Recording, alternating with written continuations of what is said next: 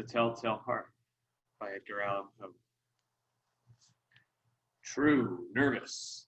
Very, very dreadfully nervous I have been and am.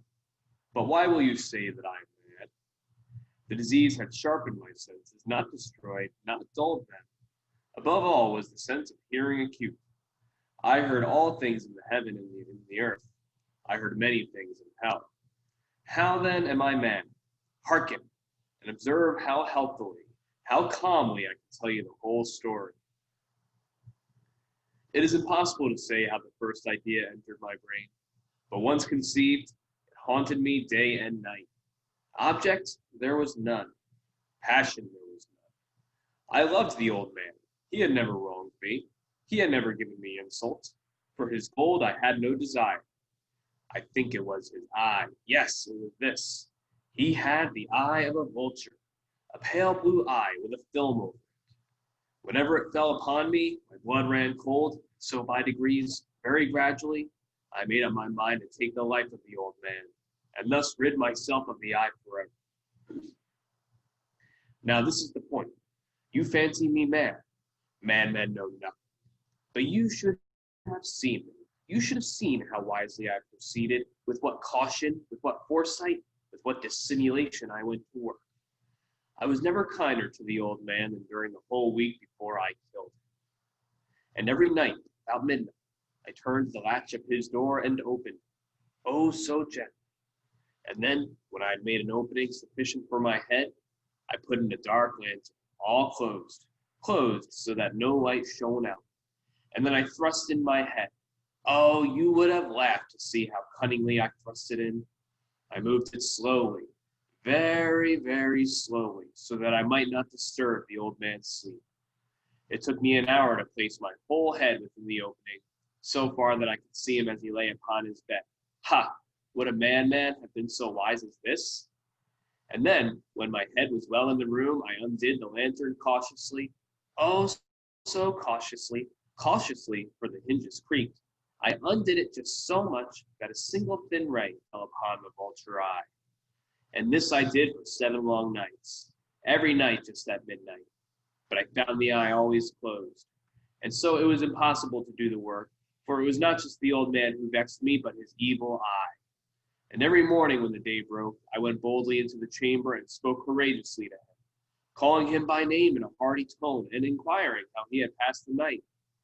So you see, he would have been a very profound old man indeed to suspect that every night, just at 12, I looked in upon him while he slept. Upon the 8th night, I was more than usually cautious in opening the door. A watch's minute hand moves more quickly than did mine. Never before that night had I felt the extent of my own powers, of my sagacity. I could scarcely contain my feelings of triumph.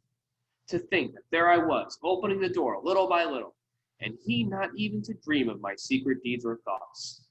I fairly chuckled at the idea, and perhaps he heard me, for he moved on the bed suddenly as if startled. Now you may think that I drew back, but no. His room was as black as pitch with the thick darkness, for the shutters were closed fastened through fear of robbers. And so I knew that he could not see the opening of the door, and I kept pushing it on, steadily. I had my head in, and was about to open the lantern, when my thumb slipped upon the tin fastening, and the old man sprang up in bed, crying out, "Who's there?" I kept quite still and said nothing. For a whole hour I did not move a muscle, and in the meantime I did not hear him lie down. He was still sitting up in the bed listening, just as I have done night after night, hearkening to the death watches in the wall. Presently I heard a slight groan, and I knew it was the groan of mortal terror. It was not the groan of pain or grief. Oh no, it was the low stifled sound that arises from the bottom of the soul when overcharged with awe. I knew the sound well. Many a night just at midnight, when all the world slept, it has welled up from my own bosom, deepening with its dreadful echo the terrors that distracted me. I say I knew it well. I knew what the old man felt and pitied him, although I chuckled at heart. I knew that he had been lying awake ever since the first slight noise, when he had turned in the bed. His fears had been growing ever since growing upon him. He had been trying to fancy them causeless, but could not. He had been saying to himself, It is nothing but the wind in the chimney. It is only a mouse crossing the floor. Or it is merely a cricket which has made a single chirp. Yes, he had been trying to comfort himself with all these suppositions, but he had found all in vain. All in vain, because death, in approaching him, had stalked with its black shadow before him and enveloped the victim. And it was this mournful influence and unperceived shadow that caused him to feel, although he neither saw nor heard, to feel the presence of my head within the room. When I had waited a long time, very patiently, without hearing him lie down, I resolved to open a very, very little crevice in the lantern. So I opened it. You cannot imagine how stealthily, until at length a single dim ray, like the thread of the spider, shot from out the crevice and fell upon the vulture eye. It was open, wide, wide open, and I grew furious as I gazed upon it. I saw it with perfect distinctness, all a dull blue with a hideous veil over it that chilled the very marrow in my bones. But I could see nothing else of the old man's face or person, for I had directed the ray as if by instinct precisely upon that damned spot. And have I not told you what you mistake for madness is but over-acuteness of the senses? Now I say, there came to my ears a low, dull, quick sound, such as a watch makes when enveloped in cotton. And I knew that sound well, too. It was the beating of the old man's heart. It increased my fury as the beating of a drum stimulates the soldier into courage. But even yet I refrained and kept still. I scarcely breathed. I held the lantern motionless. I tried how steadily I could maintain the ray upon the eye. Meantime, the hellish tattoo of the heart increased. It grew quicker and quicker, and louder every instant. The old man's terror must have been extreme. It grew louder, I say, louder every moment. Do you mark me well? I have told you that I am nervous, so I am. And now at the dead hour of the night, amid the dreadful silence of that old house, so strange a noise as this excited me to uncontrollable terror. Yet for some minutes longer I refrained and stood still. But the beating grew louder, and I thought the heart must burst. And now a new anxiety seized me. The sound would be heard by a neighbor. The old man's hour had come. With a loud yell, I threw open the lantern and leaped into the room. He shrieked once only. In an instant, I dragged him to the floor and pulled the heavy bed over him. I then smiled gaily to find the deed so far done. But for many minutes, the heart beat on with a muffled sound. This, however, did not vex me. It would not be heard through the wall. At length, it ceased. The old man was dead. I removed the bed and examined the corpse. Yes, he was stone dead. I placed my hand upon the heart and held it there many minutes. There was no pulsation. He was stone dead. His eyes would trouble me no more.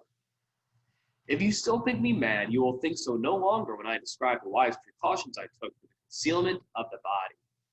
The night waned, and I worked hastily, but in silence. First of all, I dismembered the corpse. I cut off the head and the arms and the legs. I took up 3 planks from the flooring of the chamber and deposited all between the scantlings. I then replaced the boards so cleverly, so cunningly, that no human eye, not even his, could have detected anything wrong. There was nothing to wash out, no stain of any kind, no blood spot whatever.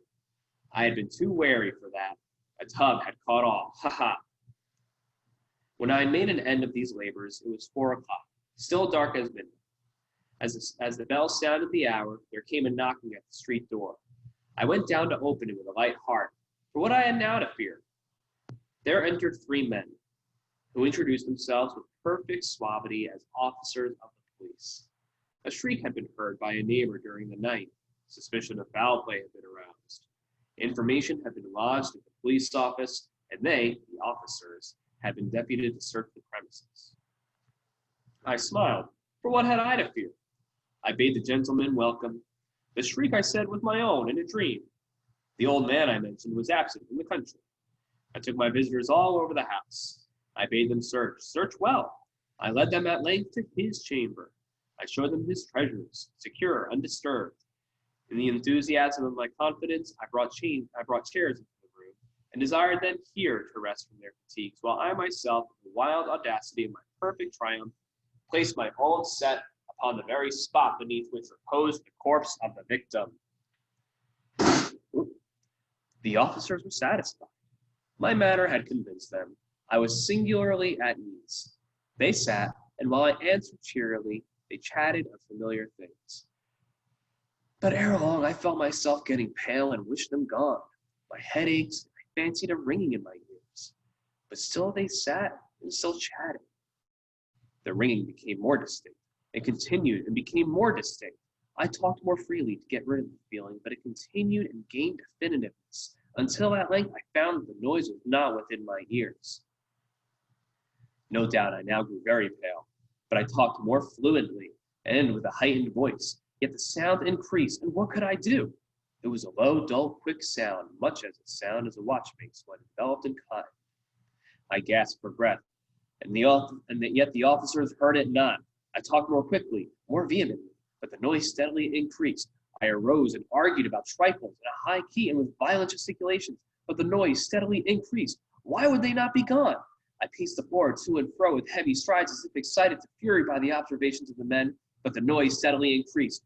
Oh God, what could I do? I foamed, I raved, I swore. I swung the chair upon I swung the chair upon which I had been sitting and grated it upon the boards, but the noise arose all over all and continually increased. It grew louder, louder, louder, and still the men chatted pleasantly and smiled. Was it possible they heard not? Almighty God, no, no, they heard, they suspected, they knew. They were making a mockery of my heart.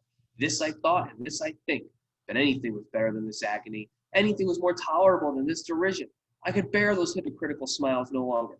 I felt that I must scream or die, and now again, hark, louder, louder, louder, louder. Villains, I shrieked, dissemble no more. I admit the deed, tear up the planks, here, here. It is the beating of his hideous heart.